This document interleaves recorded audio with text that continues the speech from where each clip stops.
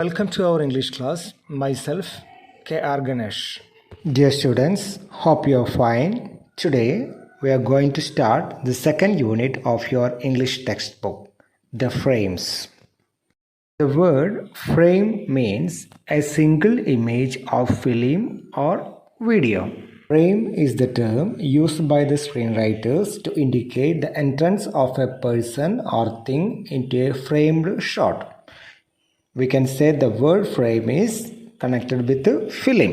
So, ഒരു frame എന്ന് പറയുന്നത് ഒരു സിനിമയിലെയോ വീഡിയോയിലെയോ ഒരു സിംഗിൾ ഇമേജിനെയാണ് നമ്മൾ ഫ്രെയിം എന്ന് പറയുന്നത്.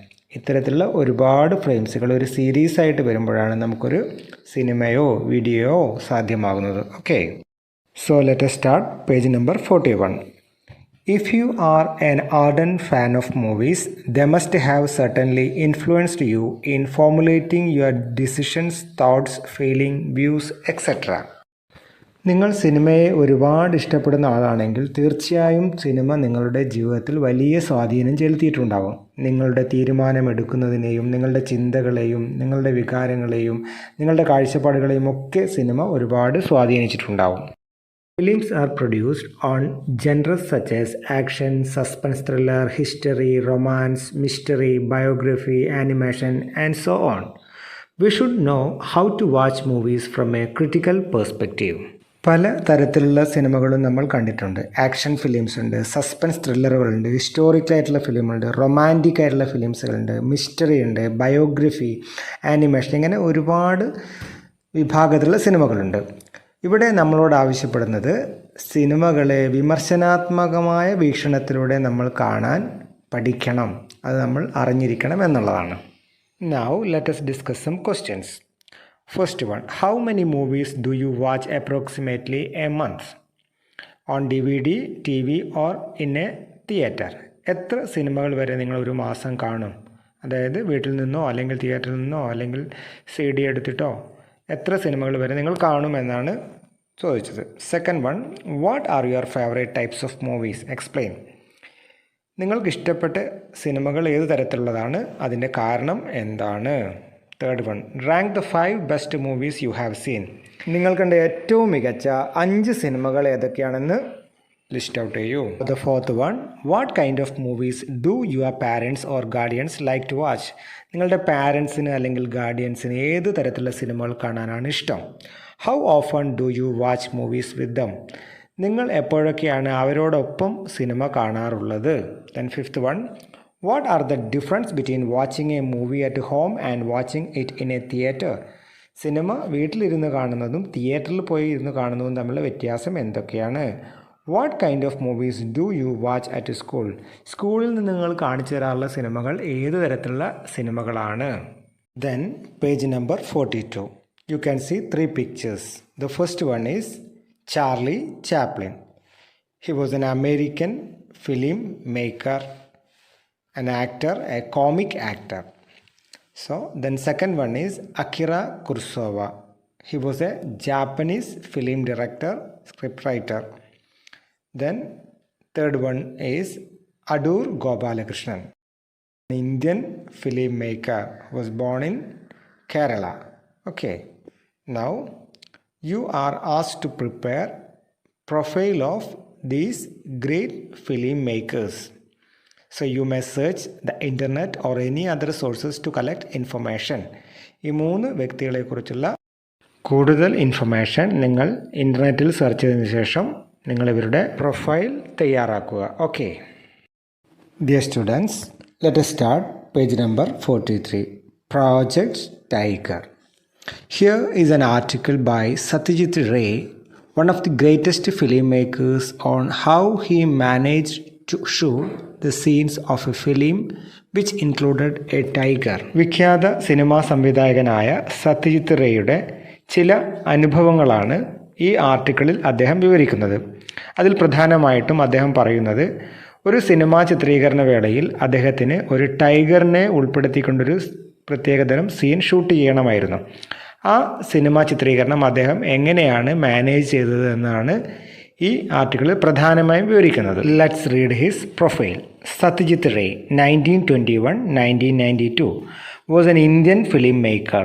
Ray was drawn into independent filmmaking after meeting French filmmaker Jean Renoir and viewing Vittorio De Sica's Italian neo-realist 1948 film Bicycle Thieves.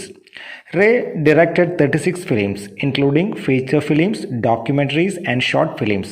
He was also a fiction writer, publisher, illustrator, calligrapher, music composer, and film critic. He has also authored several short stories and novels.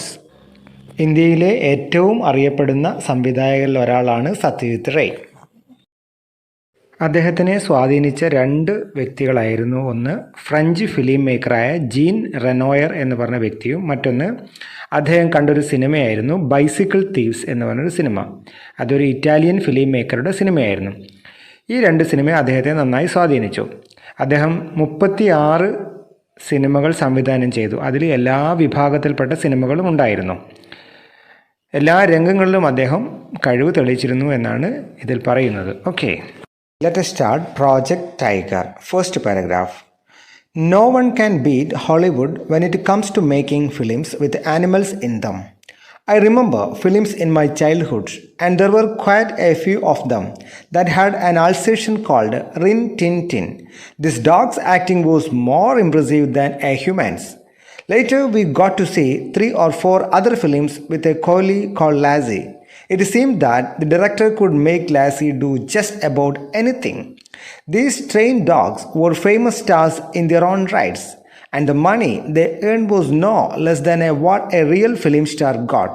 Their owners could easily make as much as 100,000 rupees from just one film. So in this first paragraph, Ray says that Hollywood films are excellent in making films with animals in them.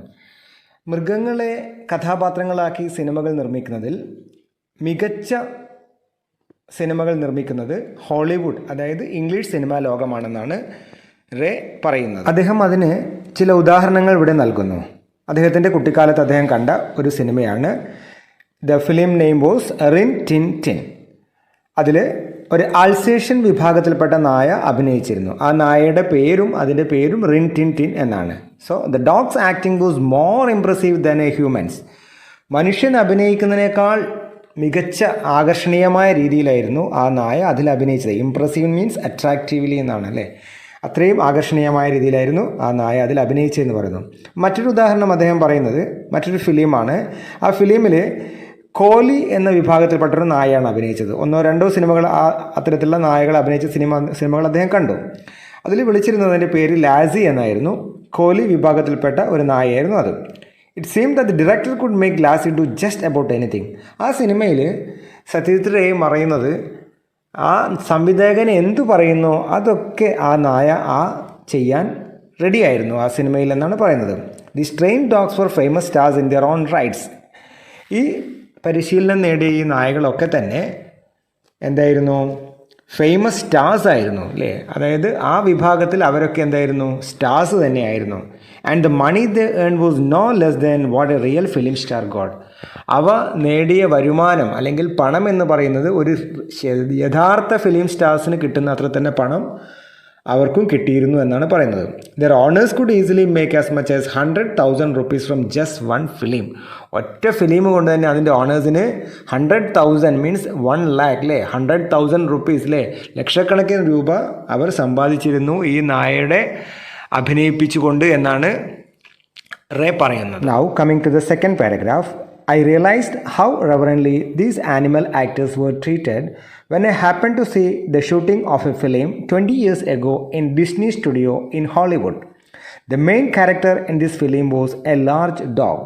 I reached the studio to find that the shooting had not yet started.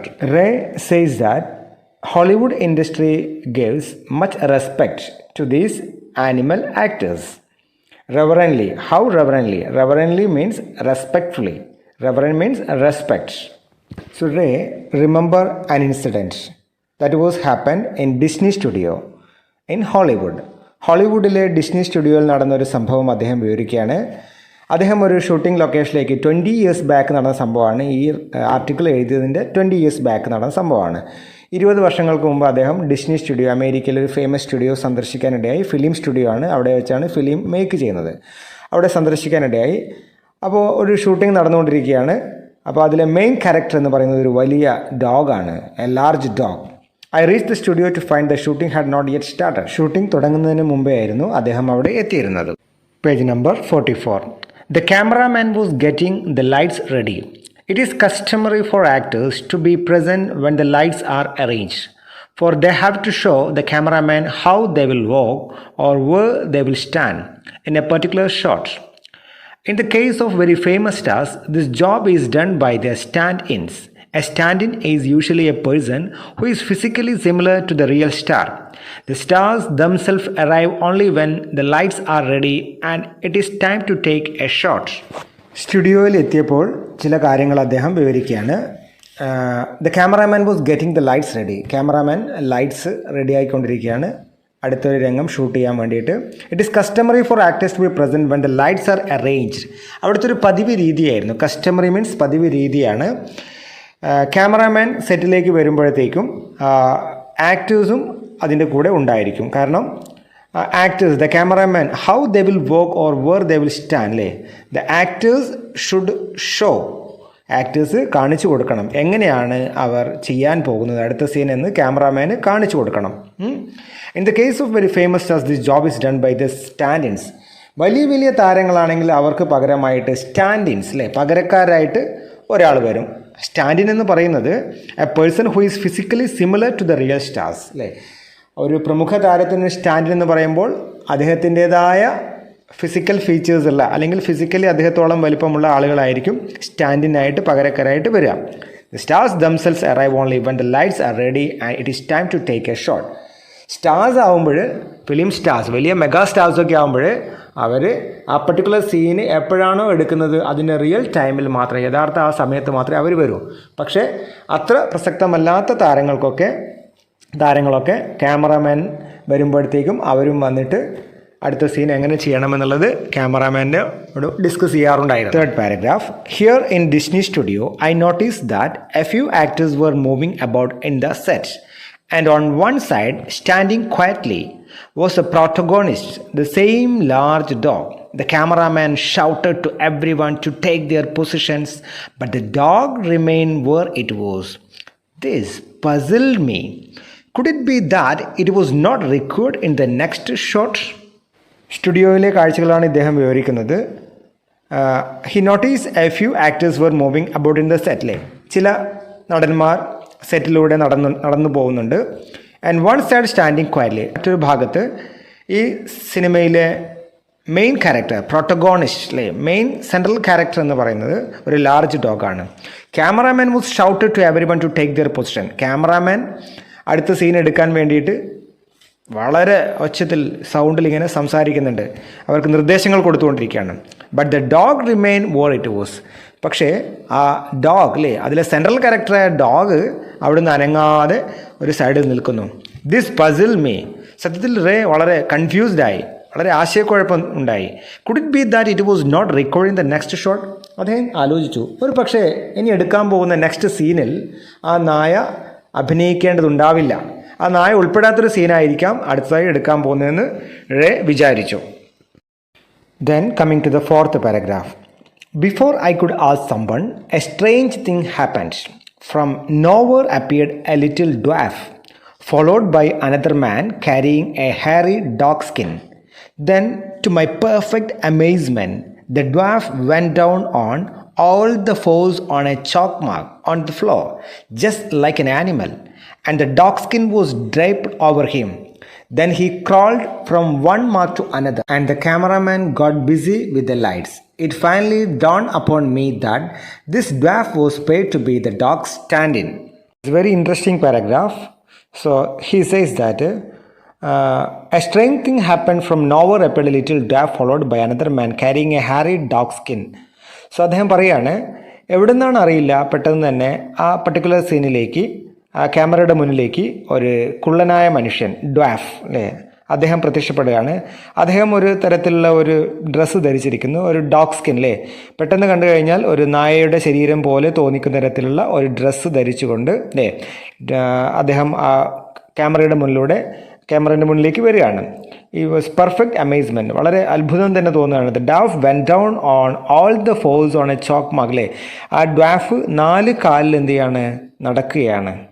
ഒരു മനുഷ്യനാണ് അദ്ദേഹം ഒരു ഡോഗിൻ്റെ appearance തോന്നിക്കുന്ന രീതിയിൽ അദ്ദേഹം അതിനനുസരിച്ചുള്ള ഡ്രസ്സുകൾ ധരിച്ചു കൊണ്ട് വന്നിട്ട് ആ ക്യാമറയ്ക്ക് മുന്നിലൂടെ നടക്കുകയാണ്. ജസ്റ്റ് ലൈക്ക് എൻ ആനിമൽ അല്ലേ, ഒരു ആനിമൽസ് എങ്ങനെ നടക്കുന്നു അല്ലേ അതേപോലെ തന്നെ അദ്ദേഹം ക്രോൾ ചെയ്യാണ്, അദ്ദേഹം അതിലൂടെ ഇഴഞ്ഞു പോവുകയാണ്. From one mark to another അല്ലേ, ഡയറക്ടർ പറയുന്നതനുസരിച്ച് ഒരു മാർക്കിൽ നിന്നും ഒരു പോയിന്റിൽ നിന്നും മറ്റൊരു പോയിന്റിലേക്ക് അദ്ദേഹം ക്യാമറയുടെ മുന്നിലൂടെ ഇഴഞ്ഞു പോകുന്നു അല്ലേ. The cameraman got busy with the lights അല്ലേ, ക്യാമറമാൻ ആ രംഗങ്ങളൊക്കെ തൻ്റെ ക്യാമറയിലേക്ക് ഒപ്പിയെടുക്കുകയാണ്. It finally dawned upon me that this dog was paid to be the dog stand അല്ലേ. It finally dawned upon me, പിന്നീടാണ് എനിക്ക് എന്ത് ചെയ്യുന്നത്, ഇറ്റ് അപ്പിയേർഡ് അല്ലേ, എനിക്ക് മനസ്സിലാവുന്നത് ഈ ഡോഗിൻ്റെ സ്റ്റാൻഡിനായിട്ട് അഭിനയിക്കാൻ വേണ്ടി വന്നതാണ് ആ ഡ്വാഫ് എന്നത് അല്ലേ. ഡോൺ മീൻസ് അപ്പിയേർഡ് എന്നാണ്, ഡ്രൈപ്ഡ് എന്ന് പറഞ്ഞാൽ മീൻസ് കവർ എന്നാണ് അതിൻ്റെ meaning. Okay, let us discuss some textual questions and answers. First one, do you know that a paragraph normally contains a topic sentence in it? It is general in nature and can be anywhere in the paragraph. The other sentence in the paragraph support, prove, give examples and present additional information on the topic sentence. Identify the topic sentence in the first paragraph. So the question is, first പാരഗ്രാഫിലെ topic sentence ഏതാണ് എന്നാണ് നിങ്ങളോട് ചോദിച്ചത്. സാധാരണ പാരഗ്രാഫിൽ ഒരു topic sentence ഉണ്ടാവാറുണ്ട്. അതിനെ support ചെയ്യുന്ന, പ്രൂവ് ചെയ്യുന്ന എക്സാമ്പിൾസ് ആണ് പിന്നീട്, അല്ലെങ്കിൽ അഡീഷണൽ ഇൻഫർമേഷൻ ആണ് പിന്നീട് ആ പാരഗ്രാഫിൽ ഉണ്ടാവുക.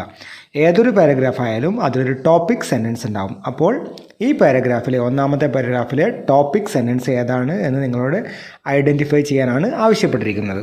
So the answer is making films with animals. മൃഗങ്ങളെ ഉൾപ്പെടുത്തി സിനിമകൾ നിർമ്മിക്കുക എന്നുള്ളതാണ് ഇതിലെ topic sentence. Next question, how many examples are given to support the topic sentence, what are they? എത്ര എക്സാമ്പിൾസ് ഇവിടെ കൊടുത്തിട്ടുണ്ട് ടോപ്പിക് സെൻറ്റൻസിനെ സപ്പോർട്ട് ചെയ്യുന്നതായിട്ട്? ഏതൊക്കെയാണ് ആ സെൻറ്റൻസുകൾ എന്നുള്ളതാണ് ചോദ്യം. 2 എക്സാമ്പിൾസ് ആണ് ഇവിടെ കൊടുത്തിരിക്കുന്നത്. First one, example of an Alsatian called Rin Tin Tin. Second one, a collie called Lassie. ഈ 2 ഡോഗ്സുകളും അഭിനയിച്ച സിനിമകളെ ഉദാഹരണമാക്കി എടുത്തുകൊണ്ടാണ് മെയിൻ ടോപ്പിക് സെൻറ്റൻസിനെ സപ്പോർട്ട് ചെയ്യുന്ന ഉദാഹരണങ്ങൾ കൊടുത്തിരിക്കുന്നത്. Okay, second question, does the second paragraph introduce a new topic sentence? If not, what supporting detail about the animal actors of Hollywood do you get from this paragraph? Second paragraph start ചെയ്തപ്പോൾ എന്തെങ്കിലും പുതുതായി topic സെൻറ്റൻസുകളെ introduce ചെയ്തോ? ഇല്ല, ഒന്നും തന്നെ ചെയ്തിട്ടില്ല. If not, what supporting details about the animal actors of Hollywood do you get from the paragraph? അങ്ങനെയാണെങ്കിൽ ഹോളിവുഡിലെ ആനിമൽ ആക്ടേഴ്സിനെ കുറിച്ച് കൂടുതലായി അഡീഷണലായിട്ട് നിങ്ങൾക്ക് എന്ത് ഇൻഫർമേഷനാണ് സെക്കൻഡ് പാരഗ്രാഫിൽ നിന്ന് കിട്ടിയത്? Here is the answer. In Hollywood animal actors have stand ins. ഹോളിവുഡിൽ ആനിമൽ ആക്ടേഴ്സിന് സ്റ്റാൻഡിൻസ് ഉണ്ടായിരുന്നു. Stand in is a person who is physically similar to the real star. Real സ്റ്റാറിൻ്റെ അതേ ഫിസിക്കൽ ഫീച്ചേഴ്സ് ഉള്ള ആളാണ് സ്റ്റാൻഡിൻസ് എന്ന് പറയുന്നത്. Animal actors are treated reverently. Animal ആക്ടേഴ്സിനെ വളരെ റെസ്പെക്റ്റോടു കൂടിയായിരുന്നു ഹോളിവുഡ് ഇൻഡസ്ട്രിയിൽ ട്രീറ്റ് ചെയ്തിരുന്നത്. Next one, what is the puzzling incident described in paragraph number 3? Paragraph number 3യിൽ പറഞ്ഞ പസിലിംഗ് ആയിട്ടുള്ള, കൺഫ്യൂസിംഗ് ആയിട്ടുള്ള ഇൻസിഡൻറ്റിനെ കുറിച്ച് പറയുന്നുണ്ട്. അതെന്തായിരുന്നു? Yes, when the cameraman asked everyone to take their position, the dog remained where it was. എല്ലാവരും തിരക്കിലായിരുന്നു, പക്ഷേ ആ ഡോഗ് മാത്രം അവിടെ നിൽക്കുന്നു. അതായിരുന്നു നമ്മുടെ ഓഥറിന് കൺഫ്യൂസിംഗ് ആയിട്ട് തോന്നിയത്. One, which incident shows that the animal actor in Hollywood were treated with reverence? ഏത് സംഭവമാണ് ഓഥർ ചൂണ്ടിക്കാണിക്കുന്നത് ആനിമൽ ആക്ടേഴ്സിനെ ഹോളിവുഡിൽ വളരെ റെസ്പെക്റ്റോടു കൂടിയായിരുന്നു ട്രീറ്റ് ചെയ്തിരുന്നത് എന്ന് ഏത് ഇൻസിഡൻറ്റിലാണ് നമുക്ക് കാണിച്ചു തരുന്നത്? Yes, when he visited Disney studio he realised that animal actors had stand-ins just like human film stars. Dear students, hope you understood what we have discussed today.